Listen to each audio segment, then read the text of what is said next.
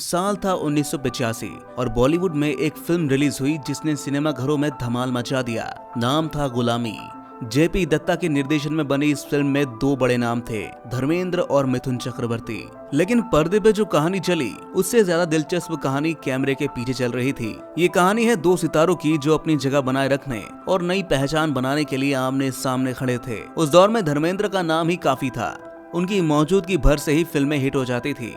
लेकिन 80 का दशक बदलाव का दौर था। मिथुन चक्रवर्ती जैसे नए सितारे तेजी से उभर रहे थे और उनकी लोकप्रियता किसी तूफान से कम नहीं थी। जहां धर्मेंद्र की स्टारडम का जलवा कायम था, वही मिथुन अपने अंदाज, डांस और चार्म से लोगों के दिलों पर राज करते थे। फिल्म की शूटिंग राजस्थान की तपती गर्मी में हो रही थी।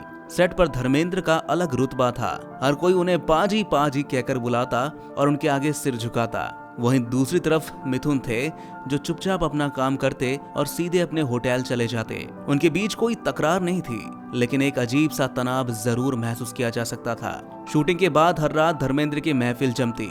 वहाँ सिर्फ उनके करीबी दोस्त होते, शराब का दौर चलता और सिनेमा की बातें होती। लेकिन इस महफिल में एक इंसान कभी शामिल नहीं होता, वो थे मिथुन चक्रवर्ती। एक रात मिथुन अपने होटल के कमरे में आराम कर रहे थे। अचानक दरवाजे पर जोर से दस्तक हुई। उन्होंने दरवाजा खोला तो सामने धर्मेंद्र के कुछ आदमी खड़े थे। एक आदमी ने कहा, पाजी ने आपको बुलाया है। मिथुन ने एक पल के लिए सोचा और पूछा, क्यों? वो बोलते हैं कि पाजी चाहते हैं कि आप उनकी महफिल में शामिल हो। मिथुन समझ गए कि धर्मेंद्र उन्हें आजमाना चाहते हैं। इंडस्ट्री का एक अलिखित नियम था, जो भी धर्मेंद्र के साथ महफिल में शामिल होता वो उनका आदमी बन जाता। लेकिन मिथुन को ये खेल पसंद नहीं था। उन्होंने बिना किसी झिझक के जवाब दिया, पाजी से कह देना मैं शराब नहीं पीता और सुबह शूटिंग के लिए मुझे पूरी एनर्जी चाहिए होती है। ये सुनकर धर्मेंद्र को बहुत गुस्सा आया। उन्होंने अपने लोगों से कहा, पहली बार किसी ने मेरा बुलावा ठुकराया है, अब इसे सबक सिखाना ही पड़ेगा। अगले दिन शूटिंग शुरू हुई। माहौल में एक अजीब सी खामोशी थी। जैसे ही मिथुन और अनीता राज का सीन शुरू हुआ, धर्मेंद्र अचानक आगे बढ़े और मिथुन का हाथ कसकर पकड़ लिया। इतना बड़ा स्टार बन गया है तू, जब मैंने तुझे बुलाया था तो तू क्यों नहीं आया? सेट पर सन्नाटा छा गया। हर कोई इस अप्रत्याशित घटना से हैरान था। मिथुन ने बिना डरे धर्मेंद्र की आंखों में देखा और बोले, पाजी आप फिल्मों में भले ही गुंडे हो, लेकिन असल जिंदगी में मैं आपसे बड़ा गुंडा रह चुका हूँ। हीरो तो मैं इत्तेफाक से बन गया, वरना असल में मैं आपसे भी बड़ा गुंडा होता।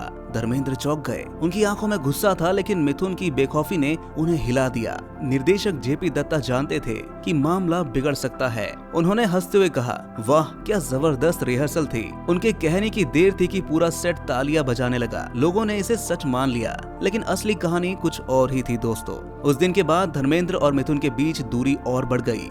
धर्मेंद्र समझ चुके थे कि मिथुन उनके नियमों पर चलने वाले नहीं हैं। वही मिथुन ने भी साबित कर दिया कि वो अपनी शर्तों पर जीते हैं। ये घटना सिर्फ दो सितारों की लड़ाई नहीं थी, बल्कि ये बॉलीवुड के बदलते दौर की निशानी थी। 70 के दशक के सुपरस्टार्स धीरे धीरे कैरेक्टर रोल्स की तरफ बढ़ने लगे थे और नए सितारे अपनी पहचान बना रहे थे। धर्मेंद्र और मिथुन की कौन कौन सी फिल्म आपको सबसे ज्यादा पसंद आई है, हमें कमेंट में जरूर बताइएगा दोस्तों। और ऐसी बॉलीवुड न्यूज से अपडेट रहने के लिए वाहियात टॉक सब्सक्राइब जरूर कर लीजिएगा।